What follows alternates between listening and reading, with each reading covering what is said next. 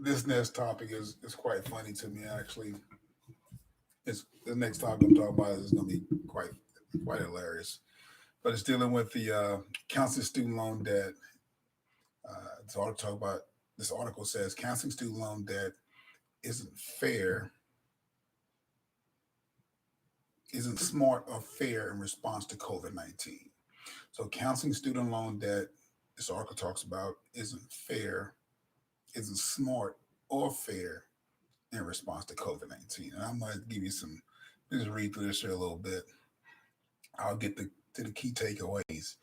But it says, quickly, the Senate is considering a coronavirus uh, fiscal stimulus package aimed at minimizing the adverse economic impact resulting from the pandemic. Everybody was shut down, schools shut down. I totally get that part. Yet this proposal is neither targeted nor temporary. Two important hallmarks of any proposed fiscal stimulus Congress introduces, nor is adequately linked to the coronavirus pandemic. Compounding the problem of the legislation called the Corona Aid Relief and Economic Security, the CARES Act, efforts are underway to make the proposal even more expansive, spreading it a little more. Okay. The left, Senate Majority Leader Mitch McConnell, unable to advance the bill Sunday night through a procedural hurdle, as Politico reported. Among the many major problems with the bill, according to the senior Democratic aide, was that it doesn't provide adequate relief for the 44 million federal student loan borrowers. Senate Democrats, led by Mitch McConnell, Chuck Schumer, are pushing a counterproposal. Here we go again. They want to cancel the monthly payments owed to the national emergency and guarantee each borrower receives at least $10,000 in loan forgiveness. Let me drink some water on that one. You're gonna give everybody $10,000 loan forgiveness. Who gonna pay for it? We're giving out money. Who gonna pay for it? Providing blanket student loan forgiveness of at least $10,000 to each borrower would neither targeted nor temporary would be targeted or nor temporary, which should guide federal policy efforts to address the physical impact of the pandemic. All right, I'm going to get into some other names here in a second. That is crazy. That approach smartly addresses the issues of borrowers who are unable to make payments because they're out of a job or have reduced work hours due to COVID-19. Understood. It's effectively would enable borrowers who are having trouble paying back student loans to qualify for interest-free forbearance. Hmm. Suspending payments and interest, not forgiving student loans on the backs of American taxpayers, it's all going to come back to the American taxpayers at the end of the day. That's who always get the short end of the stick. It's the American taxpayers. Okay. Cumulatively, America's holds some 1.6 trillion in outstanding student loan debt today. Wow. 1.6 trillion in outstanding student loan debt today.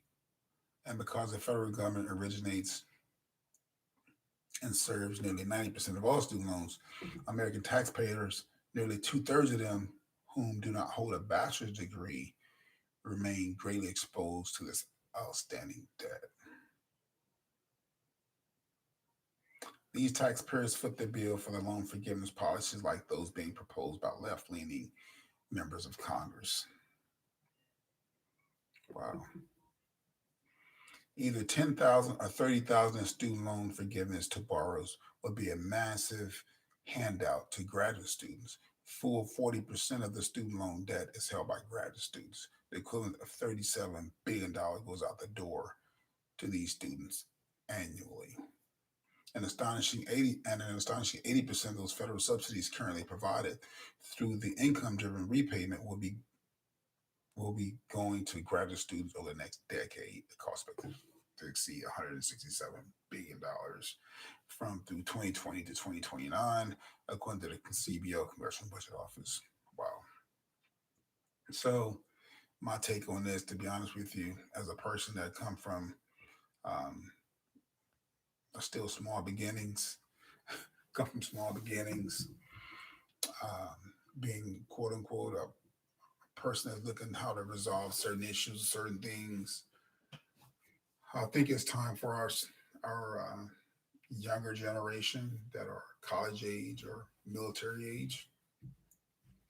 I think they need to wake up and smell the coffee that you are in this you are in this situation because you chose to be in this situation. And I don't think the American taxpayers, to be honest, should have to bail you out. As a person that paid for my bachelor's degree, paid for my master's degree, not in, I paid for it through my serving in the military, of course. You know, GI Bill, they gave me that. In return, I gave them time. Masters, I gave them time. They gave me an education. So I think we need to get back. And this is the old system of the barter system, the trade system. You have to give something to get something. But we're now, I feel like we're raising a generation of kids who want to get something, but they don't want to give anything. There are multiple ways out there how you can pay for your education.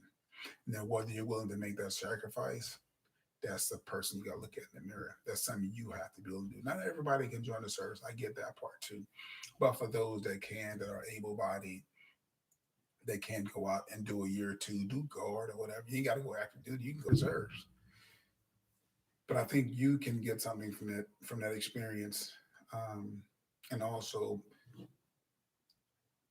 someone that really needs that, a taxpayer that really want to, a person really need that service, they can get that. But if you're able bodied and you can go out and do something and get something back in return, that's how the system works. It worked for me and it worked for some other people I know quite well. So I think we need to get back to looking at the person in the mirror. Let's stop playing the blame game and say, you know what, I'm going to go do this because I know I can do it. And that shows I'm looking at you. I know you can do it too. All right. Have a great day. You guys do loan, just pay them off. I paid mine off. You know, I paid them down, paid them off, done with them. Um, but yeah, Texas is great when it comes to being a service member.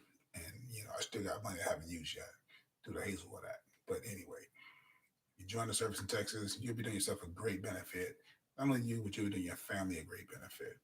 But again, thank you for your time. All quick, three quick takeaways. My three takeaways here from this particular counseling student loan debt is a smart or fair response to the current COVID-19. One of the takeaways is the Senate is considering a coronavirus fiscal stimulus package aimed at minimizing adverse impact resulting from the pandemic. I think that's an oxymoron, but anyway, I'm keep going. Number two, counseling student loan debt is an inappropriate response to coronavirus related economic issues. Totally agree. Suspending student loan payments and interest for 6 months is far more appropriate.